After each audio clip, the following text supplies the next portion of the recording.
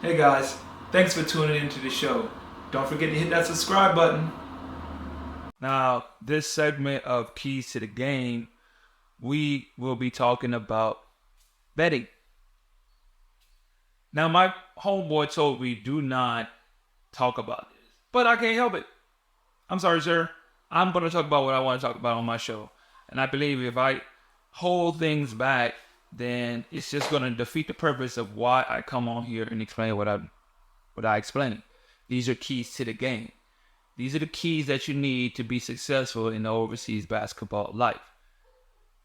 So, one key to know is you need to understand the betting world when it comes to basketball and how big it is.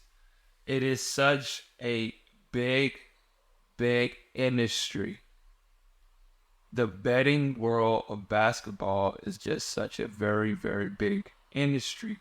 And you must understand what you're getting yourself into. You must understand that there are going to be teammates that throw games. There are going to be teammates that's out there doing some, like, why you playing like that? Trying to cover the spread. You know what I mean? I like to talk about my team. I'm just talking about just the whole world. Maybe because I'm just not hip to it. Maybe it's just not me because I always see how it switches people up, how they change, like something that can make you actually change your whole demeanor and be playing. That's crazy. Like I didn't put in mad work. Think about it, you didn't put in all this work. You didn't did all this work to just finally get to a stage to where you're actually making good money. You're actually getting picked up by teams, and you get caught for betting on games or on your game. If you get caught, it's over with. Then you're done for betting on your own game. But they got to know that everybody's doing it. They got to know that everybody's doing it because literally everybody's doing it. And I see some of my friends, like, they bet on every single game all day. NBA, overseas, tennis, whatever it is, they bet. I'm like, it's really crazy the world of like betting when it comes to sports. So you gotta understand, like, wherever you're going, 99% of the chance they're betting on the game. 99% of the time they're betting on the game. Especially if it's like a blowout game and you know you're supposed to cover. And you're just like, I tell some of my homeboys, like, bro, you gotta cut that joint out, bro. You gotta cut it out. I ain't saying nothing gonna happen to you, but you just gotta cut it out. One, because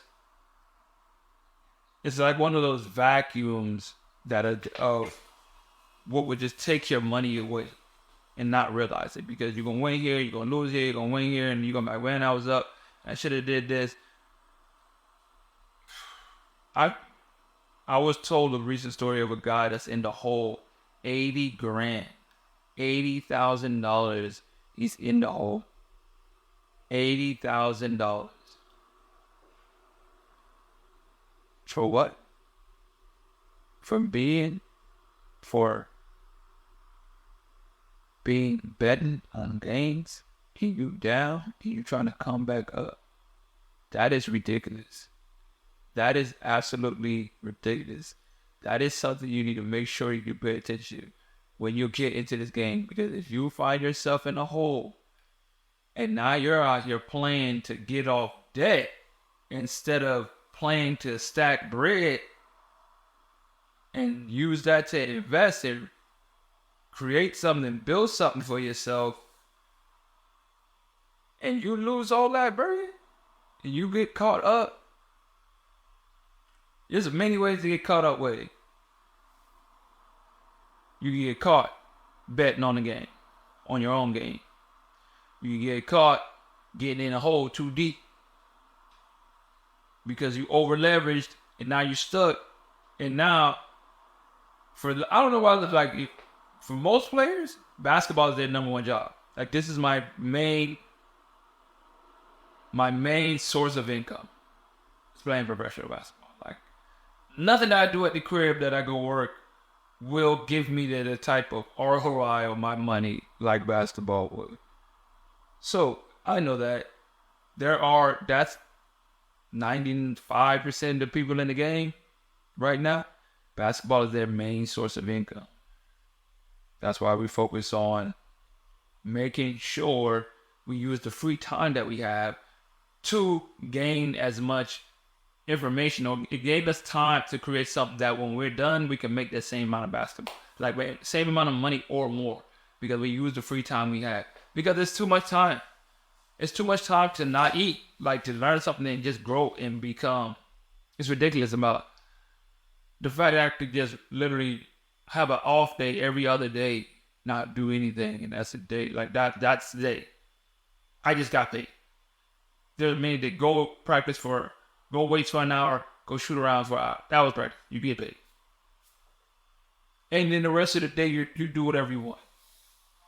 2 hours of the day, you get paid for 2 hours of the day. 2 hours? And the rest of the time, you can go ahead. Some days, you don't even do nothing.